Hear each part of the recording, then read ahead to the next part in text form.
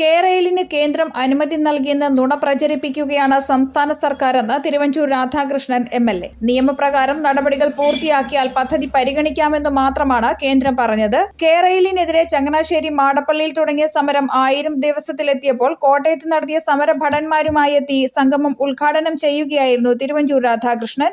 കേരളത്തിലെ ജനങ്ങളുടെ ഉറക്കം കെടുത്തുന്ന പ്രശ്നമായി കേരയിൽ മാറിയെന്നും തിരുവഞ്ചൂർ പറഞ്ഞു.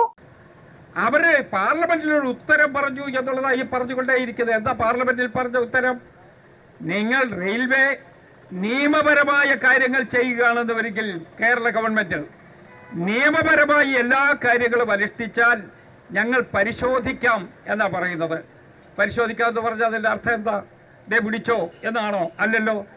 നിയമപരമായ വ്യവസ്ഥകൾ പാലിക്കുന്നതിൽ ഈ ഗവൺമെന്റ് എന്തെങ്കിലും ചെയ്തിട്ടുണ്ടോ? ഒന്നും ചെയ്തിട്ടില്ല. ആളുകളുടെ മുമ്പിൽ അസ്വസ്ഥത ഉണ്ടാക്കുക മാത്രമാണ് ചെയ്യുന്നത്.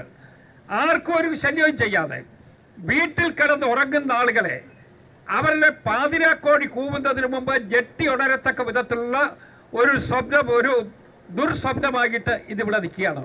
സിൽവർ ലൈൻ വിരുദ്ധ ജനകീയ സമിതിയാണ് 1000 ദിവസമായി സമരത്തിൽ തുടരുന്നത്. ആന്റണി എം.പി. മുഖ്യപ്രഭാഷണം നടത്തി.